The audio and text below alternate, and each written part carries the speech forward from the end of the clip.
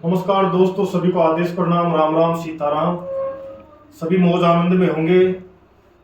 तो आज की दोस्तों मेरे पास आज दिन में 4-5 बार मैसेज भी आए और लोगों के फोन भी आए और उनका एक सवाल था दोस्तों कि पितरों को बंधन में कैसे डालते हैं, कि हमारे पितर कैसे बांध दिए जाते हैं या उन पे बंधन कैसे कर दिया जाता है, और अगर हमारे पितर बंधन में हैं तो हमें कैसे पता लगेगा। तो दोस्तों अगर आपके पितर बंधन में हैं तो आपके मैं उनके कुछ लक्षण बताता चलूं।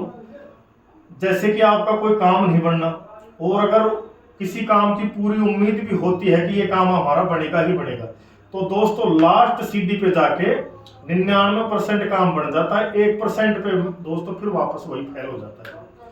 दूसरी बात कि घर में कलेश रहना या किसी का हमेशा बीमार रहना, कोई मांगलिक कार्यक्रम नहीं होना, जैसे किसी के रिश्ते नहीं होने, शादी नहीं होना, और मैं इतना भी बता दूं आप लोगों को कि जैसे किसी के बच्चे भी नहीं होने। अब ये पितर बंदेज में आते हैं तो दोस्तों ये उसके लक्षण होते हैं। और बच्चे नहीं होना, इसका खास रीजन क्या है, जैसे बार बार गर्भ का खंडित होना। तो आप, मैं जो बोल रहा हूं आप समझ रहे होंगे। और जब किसी देवी देवताओं के मंदिर में हम जाते हैं तो हमारी आंखों से आंसू आना शुरू हो जाता है और जैसे शरीर भारी हो जाता है, असर पूरा आता है, लेकिन पितर हमारे ऊपर खेलता नहीं।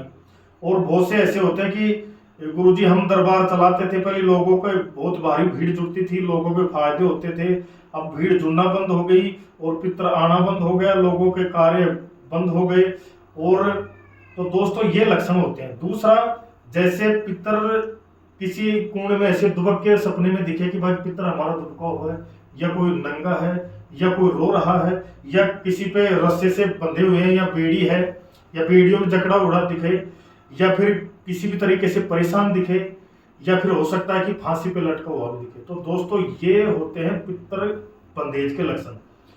और जब पितर बंदेज में होते हैं हम उनका शुद्धिकरण नहीं करते, या उनको छुड़ाते नहीं, या उनको खुलवाते नहीं, तो दोस्तों क्या होता है कि पितर हमें सिर्फ मारते नहीं, बाकी टोटल काम हमारे साथ ऐसे हो जाते हैं कि बार बार बहुत से लोग तो ये सोचते हैं कि इस जीवन से तो मरना भी होगा। ये पितरों के लक्षण होते हैं। हमें पितर मारते नहीं, बाकी हाथ में कटोरा थमा देते हैं, भीख मांगने पे भी दोस्तों हमें मजबूर कर देते हैं। तो दोस्तों ये है पितरों का बंदेज। अब आप बोलोगे कि पितरों का बंदेज हो गया तो बंदेज करवा कौन देता है, या कोई तांत्रिक करवा देता है, या कोई और अनजान व्यक्ति करा देता है। तो दोस्तों मैं आपको बताता चलूं कि जो अनजान व्यक्ति होता है, जो आपको जानता नहीं, आप उसे नहीं जानते, तो वो क्यों आपके पितरों को बंधाएगा। और पितर ऐसे बंधते भी नहीं। पितर वही आदमी बंधा सकता है जो अपने पितरों के बारे में, अपने कुल देवता के बारे में, उनका नाम तक जानता हो। जैसे किसी का नाम कुछ भी है और उस नाम से हमारा जो पितर हमारे अंदर आता है, खेलता है, या पूजा निकालता है, लोगों के कार्य करता है, या दरबार चलाता है, या दरबार नहीं भी चलाता, हमारे घर का काम पूरा करता है, कंधे से कंधा मिला के हमारे साथ खड़ा रहता है दोस्तों, और हर कार्यक्रम हमारा आगे से आगे सेट करता हुआ चला जाता है। अब जब बंदेज में जब आ जाएगा दोस्तों पितर, तो बंदेज में कौन करवाता है, हमारे भाई बंधु, यारे प्यारे रिश्तेदार, या हमारे पास जो खास बैठते हैं, जिनको हमारे पितरों का नाम पता है। तो ये क्या काम करते हैं कि दोस्तों किसी तांत्रिक या किसी ओझा के पास जाते हैं, और ऐसे गलत काम वही करेगा दोस्तों जिसको अधूरा ज्ञान होगा, अधूरे गुरु का चेला होगा, वही ऐसे काम करता है। अब वो क्या करते हैं, जैसे राई हुई, पीली राई या सरसों मतरवा लेंगे, या मैं बोलता चलो कि कोई किसी भी जानवर का खून हो वो मतरवा लाएंगे, या कोई मांस का टुकड़ा होगा वो मतरवा के लाएंगे, या कोई पितर के नाम का पुतला बना देगा आटे का, या उड़द की दाल का, या जौ के आटे का, और उसे कच्ची कोकड़ी से बांध के अपने घर में डाल देगा। या जैसे कोई सुअर होता है उसका जो मलमूत्र होता है उसको पानी में घोल के दोस्तों वो डाल देगा। या फिर कोई भी जिससे, जैसे मेरे अंदर पितर खेलता है तो मेरा जैसे चप्पल या पाँव की माटी या कोई कपड़ा, रुमाल या कोई तौलिया ले लेगा, उस पर जो अमल करवाता है। तो अमल दोस्तों एक मुसलमानी पढ़ाई होती है, तो अमल करवा लेगा, जैसे जैसे अमल होगा तो दोस्तों हमारे ये पितर बंदेज में आ जाएंगे।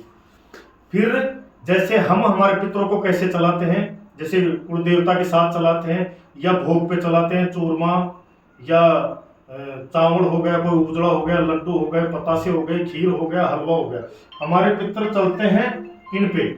और हमारे पितर इन पे चलते हैं। और दोस्तों हमारे घर में फिर क्या होता है कि जैसे तामसिक सौदा आ गया, जैसे मतरी हुई राई आ गई, या मान के चलो कोई मांस का टुकड़ा आ गया, खून आ गया, जैसे कोई पूतड़ा आ गया, जो मैंने आपको बताया। तो दोस्तों ये तामसिक भोग आने से हमारे घर में तामसिक शक्तियां घर कर लेती हैं। तो तामसिक शक्तियां जो हमारे घर में,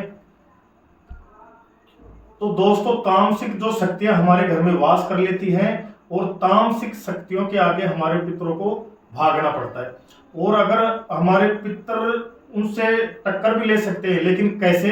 अगर हमारी भक्ति सही है, हमारी भक्ति सही है, हमारे गुरुजन हैं, गुरु जी के बताए हुए आदर्शों पे हम चलते हैं, तो दोस्तों फिर हमारे पितर भागेंगे नहीं, लेकिन तुरंत हमको संकेत जरूर दे देंगे कि ऐसा ऐसा हमारे घर में हो चुका है, तो आप गुरु जी से मिलें या कुछ ना कुछ उपाय हमें बता देंगे दोस्तों।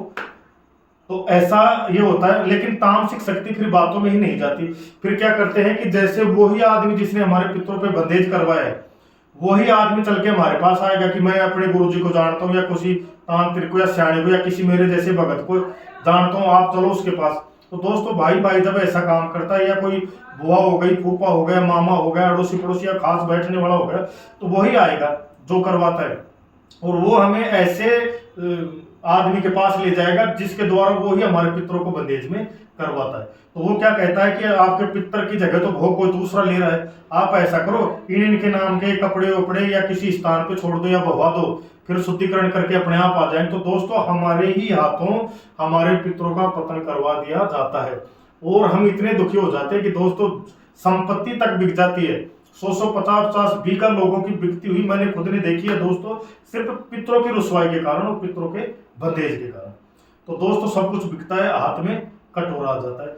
अब बार बार फिर हम किसी के, जैसे एक के पास चले गए, दूसरे के पास चले गए, तो उसको पितरों को खोल कौन सकता है? या तो कोई गुरु होगा आपका, या फिर आपको कोई ऐसा उपाय बता दे कि जिससे हम खोल दे। अब फिर बार बार क्या सोचते यार, लोग निंदा करेंगे, पता नहीं क्या हो जाएगा, ये सोचते ये साला पता नहीं क्या टोट के करते रहते हैं। तो दोस्तों निंदा से ना डरिए, ये निंदा जल की धार, और निंदा से जो डरती मेरा तो कैसे उतरती पार।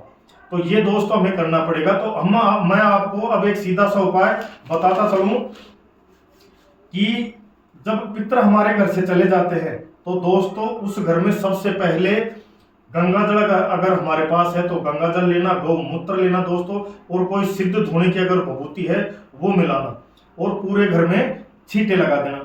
छींटे लगाने के बाद आप क्या करोगे, घर में जितने भी सदस्य हैं दोस्तों हनुमान चालीसा पढ़ना शुरू करें। जैसे बजरंगबली के पास दीपक जला दिया देसी घी का, और जितने भी सदस्य हैं, जैसे 10 बंदे हैं, एक नहा लिया, एक ने दीपक जला दिया, हनुमान चालीसा पढ़ लिया, दूसरा है वो भी पढ़ लिया। ऐसे नहीं कि एक पढ़ लिया तो सबका काम हो गया। ये जितनी हनुमान चालीसा आपके घर में पढ़ी जाएंगी, बताते हैं कि जो 7 बार पाठ कर कोई छूटे बंद महासुख हुई। तो बजरंगबली कलयुग का एक ऐसा देवता है दोस्तों, जो परमात्मा ने हमारे इसी कारणों की वजह से छोड़ा गया है, और इसकी हर एक चौपाई बहुत ही मूल्यवान है दोस्तों।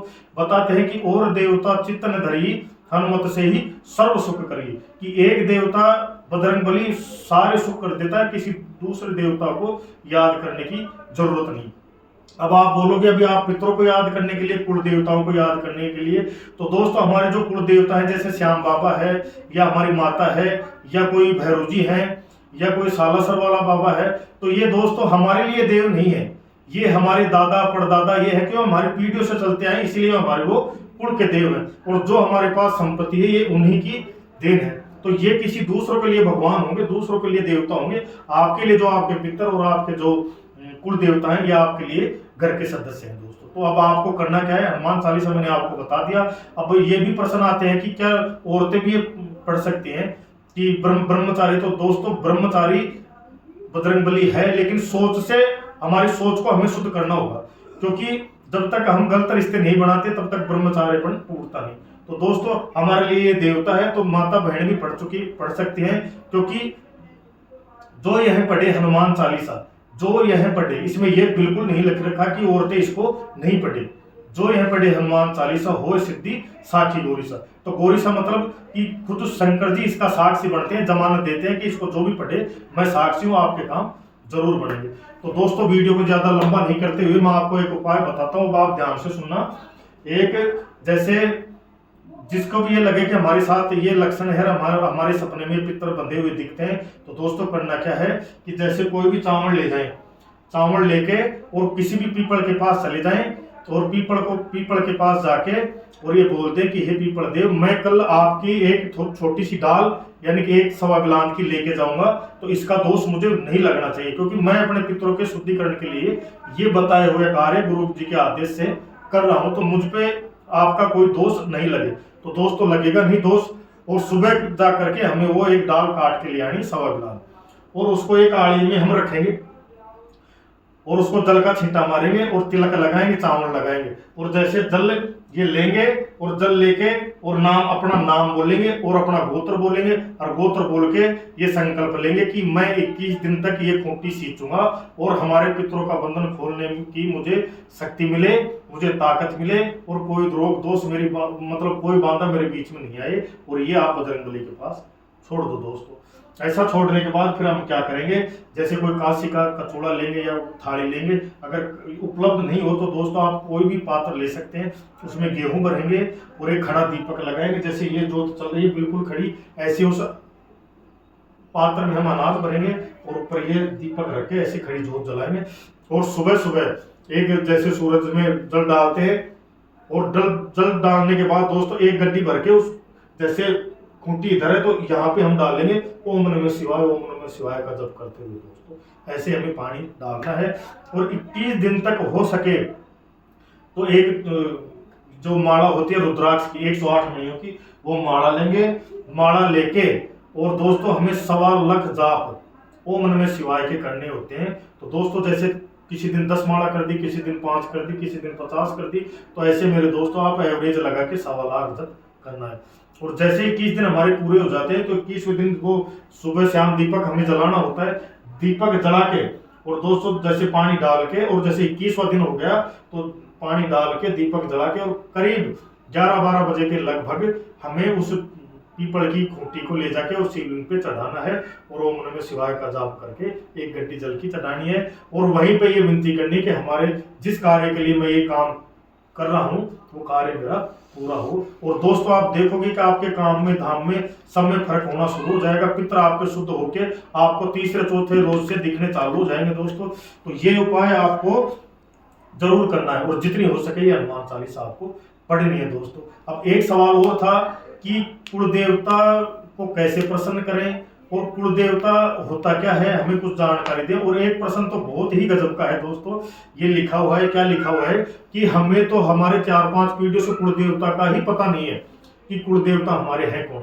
तो दोस्तों जो नेक्स्ट वीडियो आएगी ये कुल देवता के बारे में आपको बताऊंगा कि कुल देवता क्या होता है, इसकी पूरी जानकारी, इसका भोग कैसे दें, प्रसन्न कैसे रखें, और कुल देवता के साथ पितरों को कैसे चलाएं। और ये भी जवाब दूंगा कि अगर किसी को पता नहीं कि हमारे कुल देवता कैसे हैं, कौन हमें पता नहीं, तो हमें कैसे दिखे, पता कैसे लगाएं, तो दोस्तों उसका रीजन मैं आपको समझाऊंगा। तो इसी के साथ इस वीडियो को विराम देते हुए, और जो मेरा चैनल है टीम नाथ जी के नाम से, उसको जरूर सब्सक्राइब करें, बेल आइकन को दबाएं, और जो भी मेरी वीडियो है पितृ दोष के बारे में, जैसे बाल पितृ और पितर को कैसे राजी किया जाता है, पितर खेलते क्यों नहीं और खेलते हैं तो बाइक सही क्यों नहीं देते, तो दोस्तों मेरे चैनल पे जाएं और टोटल मेरी वीडियो है वहां पे देखें। आदेश।